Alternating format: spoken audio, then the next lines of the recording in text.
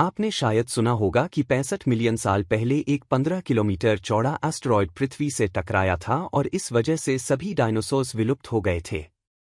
लेकिन यह पूरी तरह से गलत है। एक डायनासोर स्पीशीज, थेरोपॉड्स, इस डिजास्टर से बचने में कामयाब रही। उनके पास फेदर्स और हॉलो बोन्स थे और उनमें से अधिकतर उड़ सकते थे, जिससे वे धमाके से ऊपर उठकर बच पाए। और अब कई साइंटिस्ट्स बिलीव करते हैं कि ये थेरोपॉड डायनासोर्स इवॉल्व होकर बर्ड्स बन गए। इसलिए टेक्निकली डायनासोर्स आज भी हमारे साथ हैं। लेकिन यह डायनासोर्स के बारे में आपको बताई गई गलत बातों में से एकमात्र बात नहीं है। नॉन एग्जिस्टेंट स्पीशीज से लेकर टी रेक्स की विजन तक मेसोजोइक इरा के बारे में कई मिथ्स और मिसकंसेप्शंस हैं। सबसे अजीब में से एक यह है कि सभी डायनासोर्स हरे, डरावने राक्षस थे। वास्तव में उनमें से कई के पास फेदर्स थे। थेरोपॉड्स के पास विभिन्न कारणों से फेदर्स होते थे, जैसे उन्हें गर्म रखने से लेकर कुछ फ्लाइंग बेस्ड डायनासोर्स को उड़ने में मदद करना। और यही सब कुछ नहीं है। डायनासोर्स विभिन्न रंगों में होते थे। हाँ, कुछ फॉसिल्स ने पिगमेंट्स प्रिजर्व किए हैं, जिससे यह पता चलता है कि सभी डायनासोर्स भूरे, काले या हरे नहीं थे। उनके पास कई चमकीले रंग हो सकते थे। उनमें से कुछ में उनके एनवायरनमेंट के आधार पर विशिष्ट कैमोफ्लाज भी हो सकता था। और वे सभी चमड़े और चिपचिपे नहीं थे। विभिन्न डायनासोर स्पीशीज की त्वचा की टेक्सचर भी अलग होती थी। मुझे जानना है, क्या उनमें से कोई फुल फेदर्ड भी था?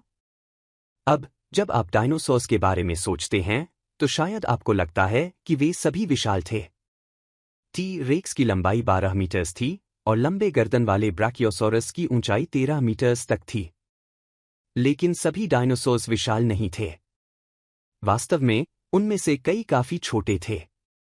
कुछ तो आज के पक्षियों के आकार के भी थे। हाँ, उस वाले को देखिए। एक छोटा डायनासोर था माइक्रोरैप्टर। यह छोटा सा प्राणी लगभग एक क्रो के आकार का था। उसके पास विंग्स और फेदर्स थे, जिससे वह एक पक्षी की तरह दिखता था। डायनासोर्स को आमतौर पर धीमी गति से चलने वाले कोल्ड ब्लडेड रेप्टाइल्स के रूप में दिखाया जाता है। लेकिन यह पूरी तरह से सटीक नहीं है। वैज्ञानिकों ने हाल ही में खोजा है कि सभी डायनासोर्स ठंडे खून वाले नहीं थे, जैसा कि हम सोचते थे। लेकिन इसका मतलब यह नहीं है कि वे सभी वार्म ब्लडेड थे। यह थोड़ा अधिक जटिल है। डायनासोर्स का एक मेटाबॉलिक सिस्टम हो सकता है, जिसे मेसोथर्मिक कहा जाता है। इसका मतलब है कि वे कोल्ड और वार्म ब्लडेड के बीच थे। मेसोथर्मिक होना जानवरों को कुछ इंटरनल हीट उत्पन्न करने की अनुमति देता है, लेकिन उतनी नहीं जितनी एक वार्म ब्लडेड जानवर करता है। फेदर्ड डायनासोर्स वार्म ब्लडेड हो सकते हैं। फेदर्स आमतौर पर गर्म खून का संकेत देते हैं। अब बेशक डायनासोर्स की हजारों स्पीशीज थीं, इसलिए निश्चित रूप से उनमें से कई कोल्ड ब्लडेड हो सकते हैं, लेकिन कुछ वार्म ब्लडेड और मेसोथर्मिक डायनासोर्स भी थे। ब्रोंटोसोरस सबसे प्रतिष्ठित डायनासोर्स में से एक है।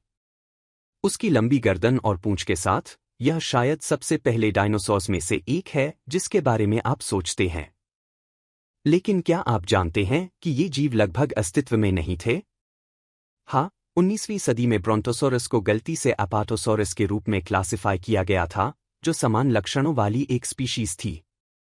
यह तब तक नहीं था जब तक कि 2015 में वर्षों के शोध के बाद ब्रोंटोसोरस को अपनी स्पीशीज के रूप में पुनः क्लासिफाई नहीं किया गया था। कुछ ऐसा ही जैसा कि प्लूटो के ग्रह होने के बारे में होता है, डायनासोर कम्युनिटी को ब्रोंटोसोरस के नाम की वैलिडिटी पर निर्णय लेने में मुश्किल होती है। मूवीज जैसे जुरासिक पार्क अक्सर टायरानोसोरस रेक्स को सबसे घातक शिकारी के रूप में दिखाती हैं, जो अपने रास्ते में सब कुछ नष्ट कर देती है। बस एक पकड़ है। वे केवल उस शिकार को देख सकते हैं जो हिलता है। हाँ, यह भी पूरी तरह से गलत है। टी रेक्स के पास अविश्वसनीय विजन थी और वे स्थिर खड़े शिकार को आसानी से देख सकते थे।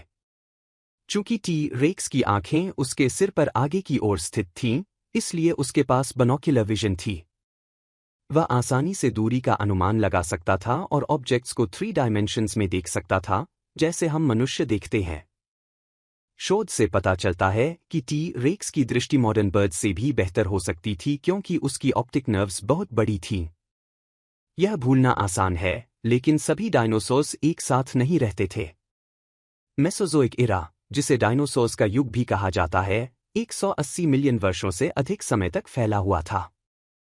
इसमें 3 अलग अलग काल थे: ट्रायासिक, जुरासिक और क्रिटेशियस। और इन 3 कालों के भीतर विभिन्न स्पीशीज अपने अपने युग के लिए अद्वितीय थीं।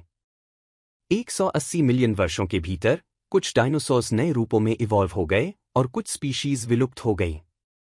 कुछ सबसे प्रतिष्ठित डायनासोर्स, जैसे स्टेगोसॉरस और टी रेक्स, कभी भी एक साथ नहीं रहे। वे पूरी तरह से अलग अलग टाइम पीरियड्स में रहते थे और उनके बीच करोड़ों सालों का अंतर था। इसके अलावा टी रेक्स को अक्सर गॉडजिला जैसी प्राणी के रूप में दिखाया जाता है जो सीधे खड़ा हो सकता है। लेकिन यह कितना एक्यूरेट है? खैर, यह पूरी तरह से गलत धारणा है। प्रारंभिक आर्टिस्ट्स की क्रिएशंस के आधार पर पैलियोंटोलॉजिस्ट्स ने तब से पाया है कि टी रेक्स की एक अधिक हॉरिजॉन्टल मुद्रा थी। उसकी पूंछ जमीन से उठी रहती थी और उसका शरीर हिप्स पर संतुलित था। टी रेक्स की वह सीधी मुद्रा, जिसे हम आमतौर पर देखते हैं, हॉलीवुड के लिए मजेदार है, लेकिन यह अस्थिर और डायनासोर के लिए फ्रीली चलने के लिए इम्प्रैक्टिकल होती।